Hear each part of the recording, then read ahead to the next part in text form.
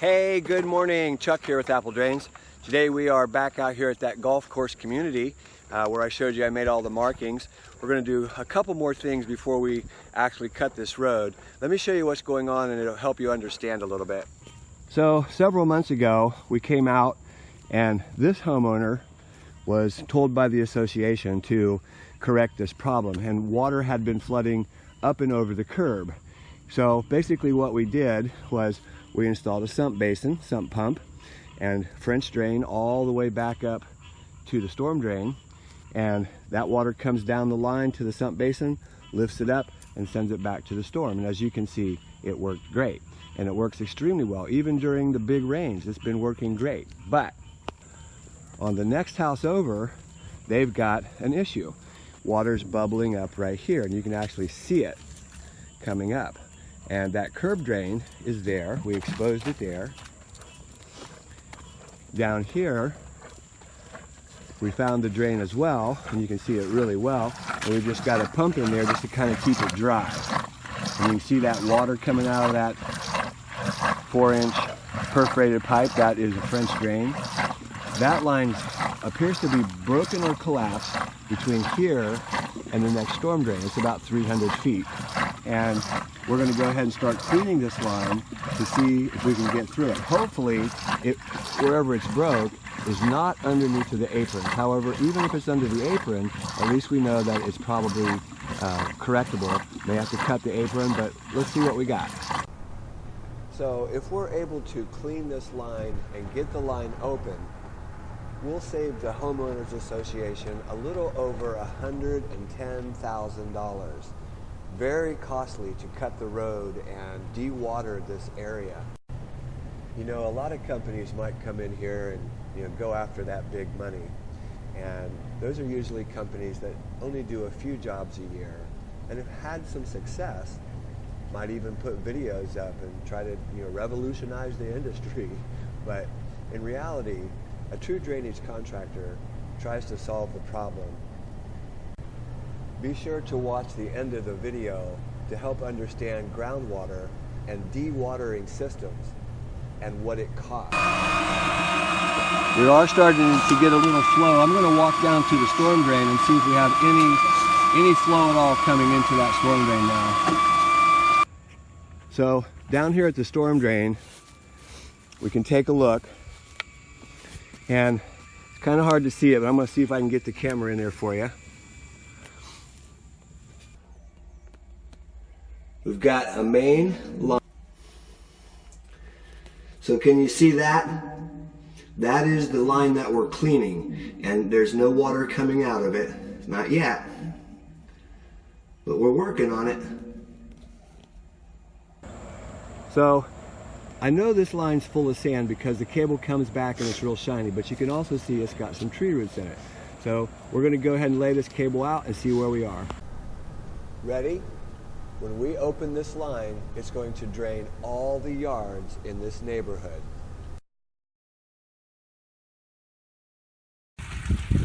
Okay, so by cleaning that curb drain, we had to go into the line a couple times, but take a look. You can see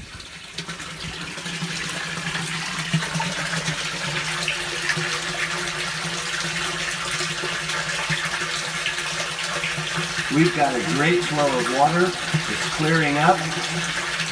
No need for a jet truck. Cable came all the way through. We've solved that problem.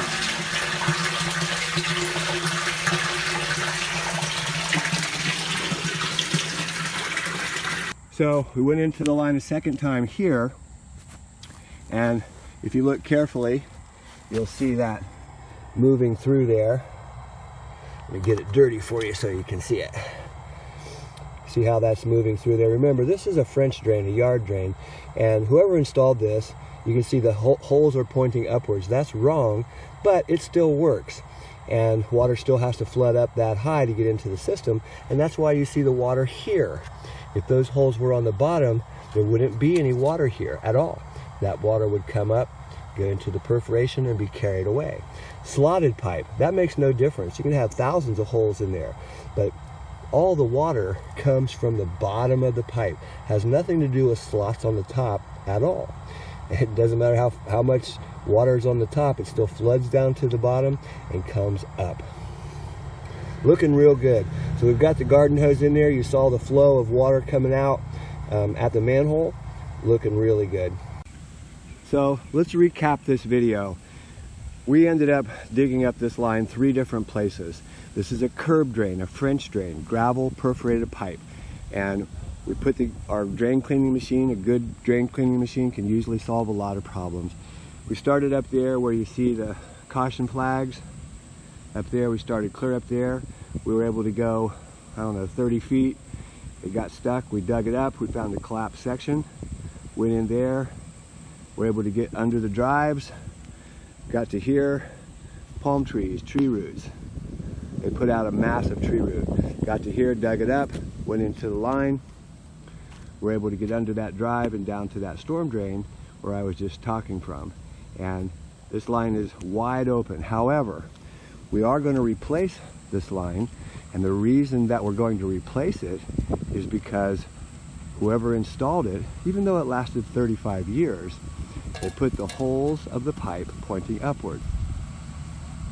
So we are going to replace this line, and the reason being is that the original people that installed this when the development was made 35 plus years ago, they installed a French drain with the holes pointing upwards.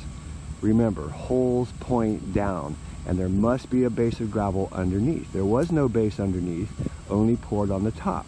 What happens is water rises up from the bottom of the trench. Virtually impossible for that water to come down and drop into any holes, whether it be slotted or drilled holes, makes no difference. Virtually impossible for that water to hit that hole. It has to go to the bottom and flood up. So what happened is water flooded up. It actually made the pipe a boat, lifted that pipe, and now it has bellies. And because there's only gravel on the top, the pipe collapsed. That's how the system collapses. So again, do it right the first time. You know, I see this on people's things, and it's like, yeah, do it right the first time. So we're going to replace from driveway to driveway right here where it was, you know, broken and collapsed and all bellied. It lifted up quite high, and it's a pretty good job. I mean, this is down deep, right along the curb, not much room to dig. It has to be dug by hand, and a lot of irrigation, a lot of utilities. They did mark that side for us, but they did not mark this side yet. But we know there's utilities here because you can see them over there. And we were also at this house before, remember, where we put in the sump pump. And I just explained that. The association is going to reimburse this gentleman for our work, and it's all good with me. But we'll pull out that sump pump and reconnect the curb drain so it goes under his drive, and connect to our new system and run all the way down past that third driveway where the manhole is. So, you know, I really don't like to knock anybody's thoughts or videos or things like that. But when somebody's wrong about what they're telling you, I think you should double check all your information and go from there. So, you know, there's a lot of videos out there telling you to do French drains a certain way, and I've been putting my videos up there for a long time and haven't changed anything that I've told you about how to install a French drain. I hate to knock other people's videos, I really do. I do believe that anything you do is going to help your problem, and some people don't understand that, but that's okay. Whatever you do is going to help your problem if you're a DIYer. If you're going to pay somebody to do that, try to find somebody that's got 30 plus years experience installing French drains, drainage, plumbing, all those things, and understands truly how a system works. Remember, we're at a golf course community and a homeowners association, 35 years old, and they installed that French drain improperly, the curb drain, and it passed inspection. Go figure. But it was installed improperly, and again, water flooded up from the bottom, could not enter the pipe, so it pushed the pipe up, gravel on the top, and it collapsed the system. That's how pipes collapse. Yes, tree roots can wrap around it. There's other ways for it to collapse, but that's what happened here. Okay, let's test your drainage knowledge. Do you know who Karl von Terzaghi is. He was a geotechnical engineer. A geotechnical engineer examines subsurface soil structures as water passes through.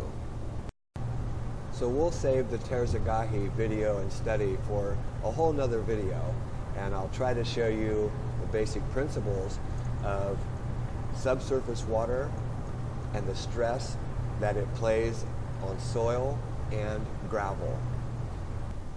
Okay, now let's take a look at a dewatering system and how it works and why it's needed. So here in Florida, if you're going to do any type of road work, you've got to get the permit to dewater, and that's what this system is right here. So we're going to get this dried out where we're able to actually dig without being underwater, because groundwater is so high. And again, understanding the French drain and how it truly works is very important. Remember, French drains collect subsurface water. They're not designed to pick up surface water by any means. And you need catch basins or storm drains to pick those up. This is a great example of that. So if you look carefully, you'll see there's a bunch of well heads right here. You see all the well heads that go down into the ground. And what we're doing is we're pumping that water up into a 6-inch pipe. That pipe runs over, and you can see the giant generator over here. That sucks the water up, and then it discharges, and we have to go to a discharge area that will be far enough away from the area that the water does not come back through the ground. Pretty straightforward, but a real interesting process, and permitting is huge. Hey, this is Chuck with Apple Drains, reminding you that if you believe you can do something, I guarantee you can do it. Have a great day.